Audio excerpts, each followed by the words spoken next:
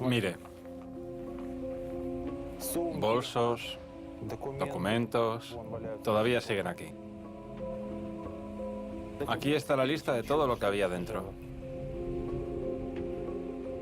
¿Ve? Sistemas de suero por allí, cosas personales, medicamentos por acá. Puede verlo todo. Todo sigue igual que estaba, no se ha movido de aquí. Nadie ha tocado nada de eso porque es algo sagrado, sería un pecado, nadie lo tocaría jamás. Todo sigue igual que entonces, cada cosa intacta en su lugar. Han pasado 80 días desde que el avión MH17 de las líneas aéreas de Malasia cayó aquí en la provincia de Donetsk, en los alrededores del pueblo de Grabovo. El Boeing 777 volaba desde Ámsterdam a Kuala Lumpur. Los fragmentos del fuselaje del avión, las pertenencias de la tripulación y los pasajeros siguen dispersos en una superficie de 30 kilómetros cuadrados.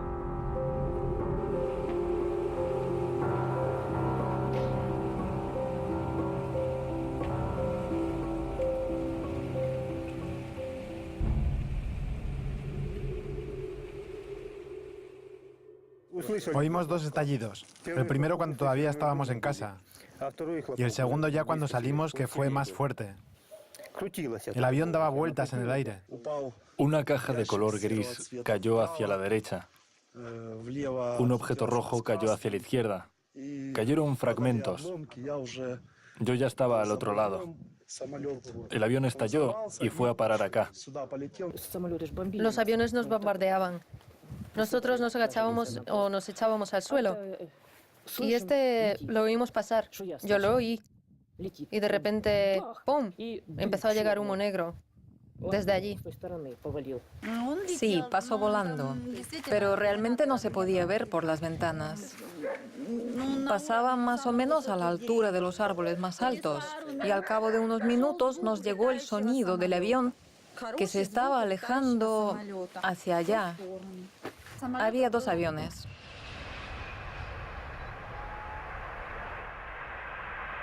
Tres horas antes de la tragedia del aeropuerto de Schiphol, el vuelo MH17 de Ámsterdam a Kuala Lumpur sale a la hora prevista. 283 pasajeros y 15 miembros de la tripulación suben a bordo. Este es el vídeo que uno de los pasajeros grabó y subió a internet tan solo unos minutos antes del despegue.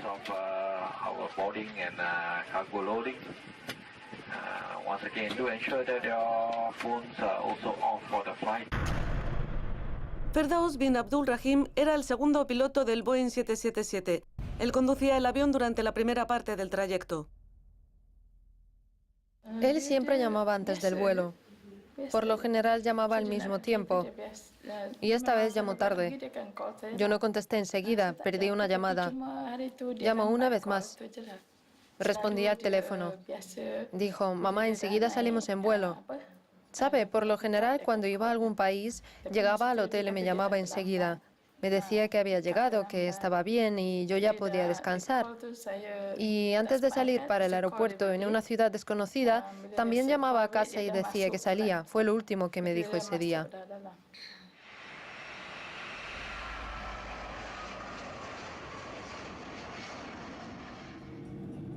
Dos horas y media después del despegue, el avión entró en el espacio aéreo de Ucrania.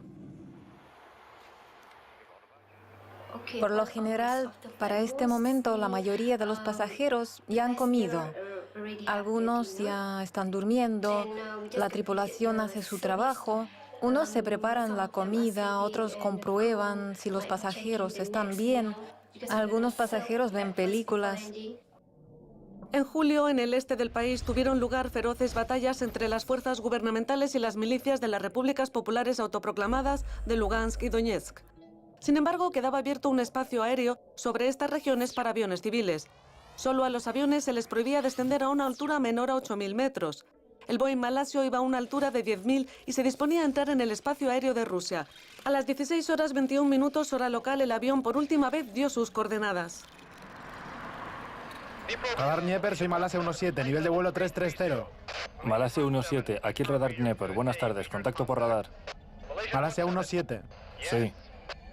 Dniepropetrovsk, aquí Rostov 1. ¿Podría dar a Malasia el curso hacia Rostov hasta el punto de RND? Tenemos 3 de ellos aquí. ¿Para Malasia 1-7? Sí, los vamos a volver al punto de TIKNA. Bien. Aproximadamente a las 17:09, hora de Moscú, llegó la información de que a las 17:23 la nave entraría en nuestra zona. Pero en realidad no entró en nuestra zona. El controlador aéreo ucraniano preguntó si este vuelo había contactado con nosotros, pero la respuesta fue negativa.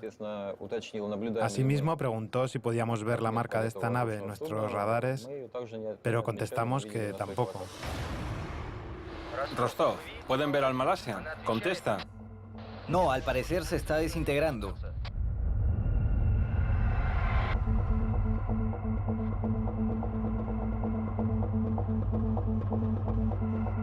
Los escombros del avión cayeron en un campo cerca del pueblo de Grabovo. Esta área estaba bajo el control de las fuerzas de autodefensa de Donetsk.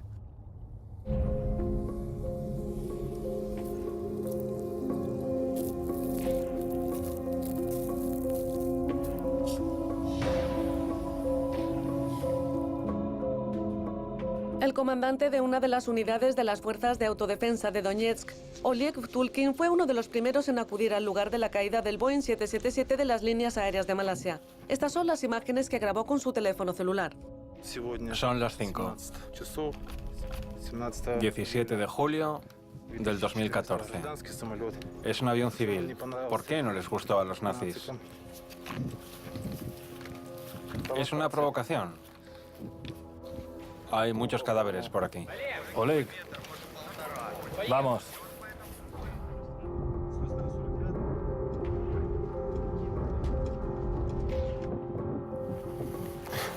Bueno, no es una vista agradable. Incluso es difícil estar aquí. Cuando ves todo esto, es un horror. Lo que vi es un horror. Mejor no haber visto lo que pasó aquí. Más abajo, por la carretera, había una niña. Había muchos niños. Todas las 298 personas, entre ellas 80 niños que estaban a bordo, murieron. La mayoría de los pasajeros eran ciudadanos de los Países Bajos. Vi que ya todo estaba lleno de gente. ¿Ven esta marca blanca? ¿Esa blanca? Sí, aquí había un cadáver. ¿Cayó del avión? Sí, cayó del avión. Y dicen que por allí caían niños. Dios, ¿por qué sucedió todo esto? Fui a este lugar a poner velas y encontré unas zapatillas. Dios, eran tan pequeñas, eran de un niño. Los residentes de Grabovo, cerca del cual cayó el avión un minuto antes del accidente, vieron en el cielo otro avión. Escuché dos chasquidos, a los que ya estábamos acostumbrados, y luego una gran explosión. Cuando escuché el zumbido, que fue muy fuerte, alcé la cabeza y vi que en lo alto había otro avión, pequeño y con el fondo plateado. Así que había otro avión, con toda seguridad, 100%.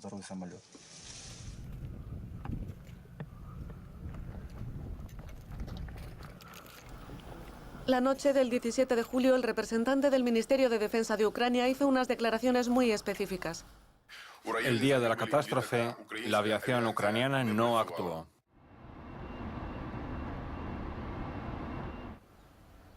Peter Heisenko es un piloto alemán con gran experiencia. Durante su carrera pilotó la mayor parte de los aviones de pasajeros modernos. Se interesó por la historia del Boeing derribado al ver una imagen desde el lugar de la caída de la aeronave. Encontré esas fotos el viernes a las 6 de la mañana, después de que el avión fuera derribado, y esa foto me dejó perplejo. Es una casualidad que la encontrara en Internet en una resolución tan alta. Ahora pondré la pantalla completa y entonces podremos verlo todo. Resulta evidente que en la foto hay fragmentos de revestimiento de la cabina de los pilotos desde el lado del comandante. En la foto se ve que estaban apuntando precisamente a los pilotos. Hay un gran agujero precisamente a la altura del vientre del piloto principal. Pasé 16.000 horas en esas cabinas. Si uno se imagina que le están disparando contra el vientre, es una sensación muy desagradable. Lo que inmediatamente llama la atención es el orificio hecho supuestamente por un cañón de 30 milímetros. Y ahora lo más interesante. Aquí hay probablemente otro orificio, pero de otro proyectil, porque perforó el revestimiento exterior. Este orificio lo dejó seguramente un golpe desde otro lado. Eso significa que tirotearon a la cabina desde ambos lados. Hay también otros orificios de salida. Por ejemplo, aquí. Es evidente que aquí los escombros salieron volando de la cabina. Ahora estamos en el otro lado del revestimiento. Se ve que aquí los márgenes del orificio de salida están doblados hacia afuera. Unos días más tarde, los representantes del Ministerio de Defensa ruso dieron a conocer datos según los cuales, poco antes de la tragedia, cerca del Boeing Malasio, fue detectada otra aeronave. Supuestamente el Su-25 de la Fuerza Aérea de Ucrania. En la red se desató una polémica sobre si este tipo de aeronaves puede subir a la altura de 10 kilómetros. Si buscas en Wikipedia datos sobre el avión Su-25, que se dice que estuvo cerca del MH17, encuentras que la altitud máxima de la aeronave es de 7.000 metros. Hace unos meses, en este mismo lugar, tanto según la versión inglesa como la alemana, estaban a 10.000 metros. Ese dato lo cambiaron. Aún más, entre los datos técnicos en alemán, hasta el mes pasado la altitud máxima indicada era de 14.000 metros. Asimismo lo cambiaron. Es decir, no solo desaparecieron las fotos, sino que fueron modificados todos los datos en torno a esta tragedia, que de ser públicos ayudarían a la investigación. Y puedo probarlo. Tengo una captura de pantalla de los datos técnicos del 1 de agosto del 2014, que especifica que la altitud de vuelo era de 14.600 metros sin restricciones. Y luego tengo una captura de pantalla del mismo proveedor del 1 de septiembre del 2014, donde se especifica que la altitud máxima era de 7.500 y dice que el Su-25 había alcanzado una altitud de 14.600 metros solamente en un vuelo de prueba. Es decir, la guerra de información no ha terminado todavía.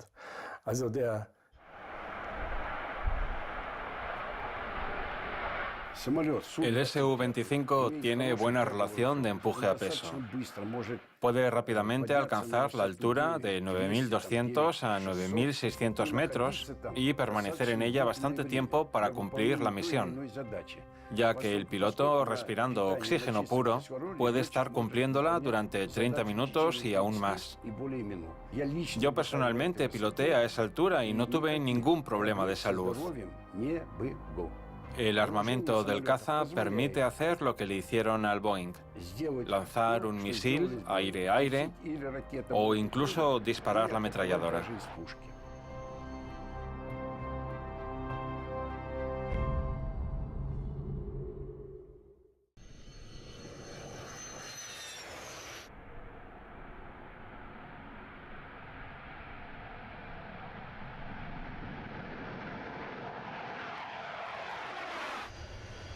Los aviones de ataque Su-25 que tiene a su disposición el Centro de Aviación ruso de Lipetsk son idénticos a los que tiene la Fuerza Aérea Ucraniana.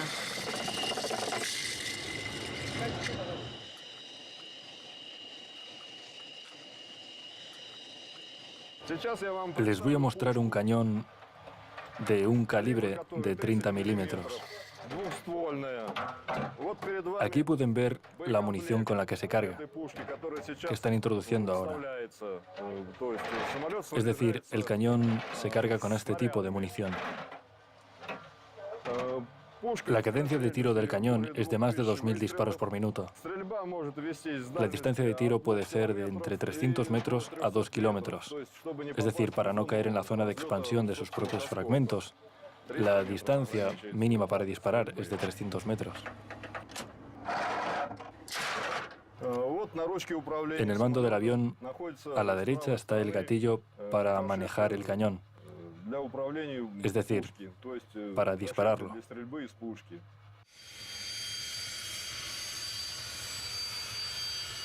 La Fuerza Aérea de Rusia accedió a realizar un experimento para averiguar cómo serían las huellas del impacto de un cañón de 30 milímetros, exactamente el mismo que lleva instalado un Su-25.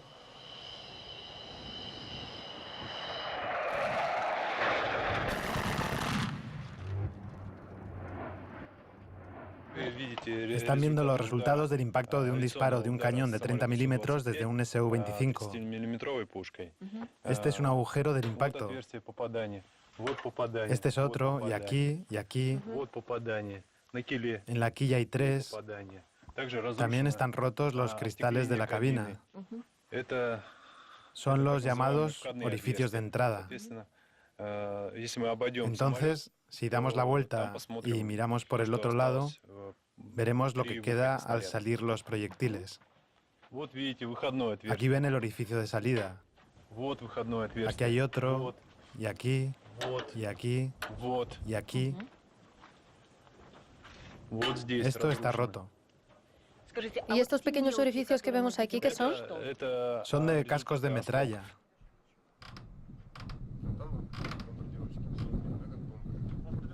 Los expertos malasios también se fijaron en el carácter de los agujeros en el casco del Boeing.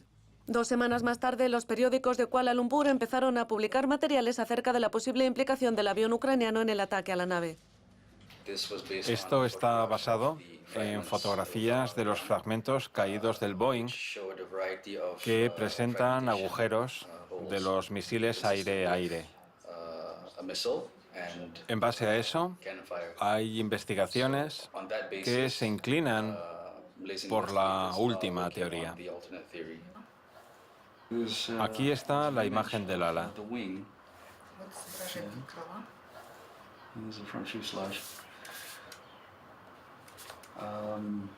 En esta parte había una marca alargada. En la noche del 21 de julio, los representantes de la República Autoproclamada de Donetsk entregaron a los expertos malasios ambas cajas negras del Boeing estrellado. Más tarde, a petición del gobierno de los Países Bajos, los registradores se entregaron para la transcripción al Reino Unido. Muchos esperaban que las revelaciones sobre los últimos minutos del vuelo del Boeing arrojaran luz sobre la causa de la catástrofe. Pero el 9 de septiembre, los representantes del comité publicaron un breve informe que no establecía nada nuevo.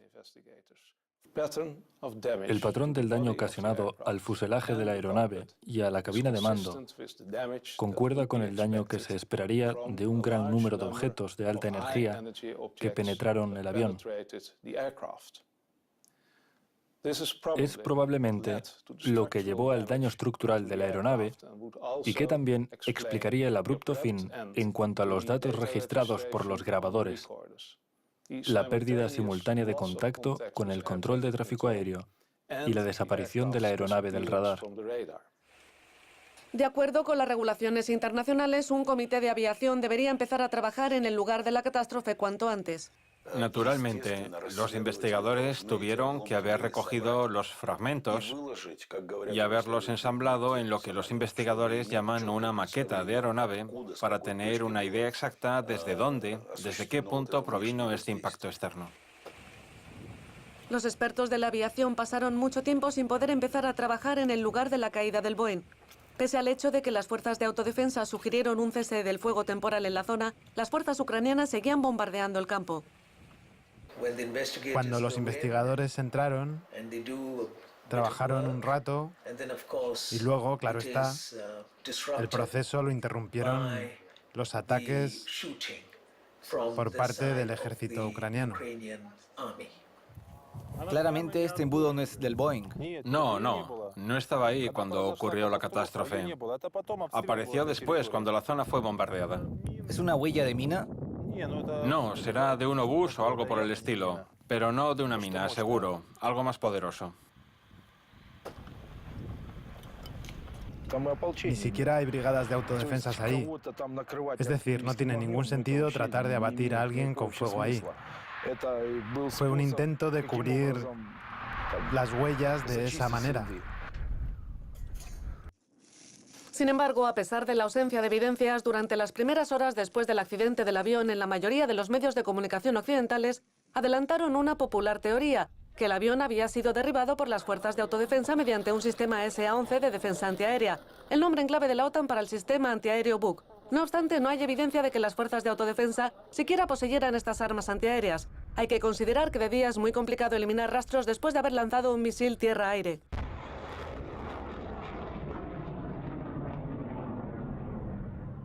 El misil Buk deja un rastro de vapor muy fuerte, igual que este de aquí. La velocidad del viento es alrededor de 4 metros por segundo. Significa que el viento está en calma. Casi no hay viento.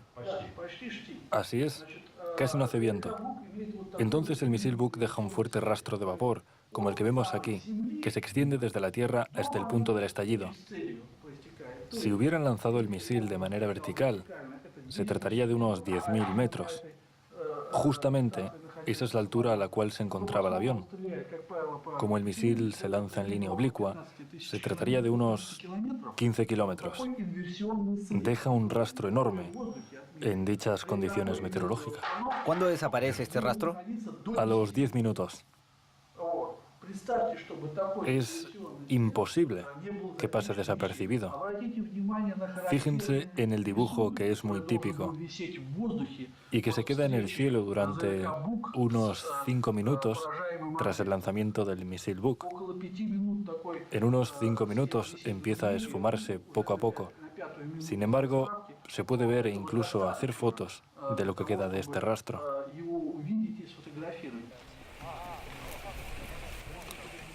Los expertos internacionales pasaron mucho tiempo sin tener acceso al lugar del accidente. Las fuerzas de autodefensa de Donetsk se encargaron de los cadáveres. Los cuerpos se trasladaban en camiones aquí. Los cadáveres se colocaban en los contenedores refrigeradores, dentro de los cuales se mantenía el frío. El tren con contenedores estaba aquí, esperando a que trajeran a todos los muertos. Todo estaba bajo control. Se trataba de una situación de emergencia. Teníamos que trasladar los cuerpos cuanto antes para que se llevara a cabo una investigación independiente.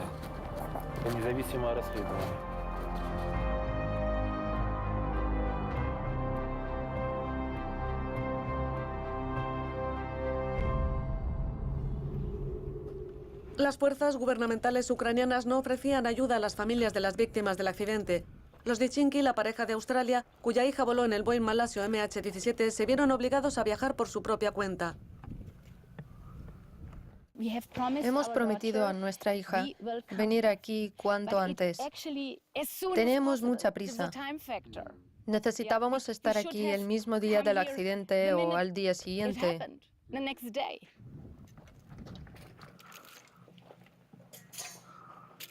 Queremos paz. Ella quería paz también. Quería, quiere y siempre querrá paz.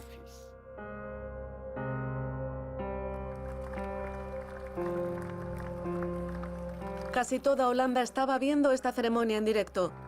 La mayoría de las víctimas de la catástrofe del vuelo MH17 eran ciudadanos de este país.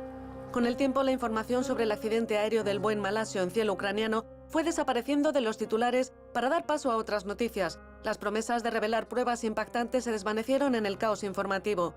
Mientras tanto, las ruinas del Boeing 777 de 300 toneladas están esparcidas por los campos de alrededor de un pequeño pueblo de Donetsk.